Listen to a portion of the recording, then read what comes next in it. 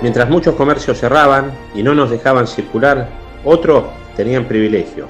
Para la recuperación de la economía proponemos un fondo de reparación histórica para la provincia de La Pampa que se destinará a la infraestructura y créditos para incentivar la industria, las cuales deberán tomar empleos jóvenes.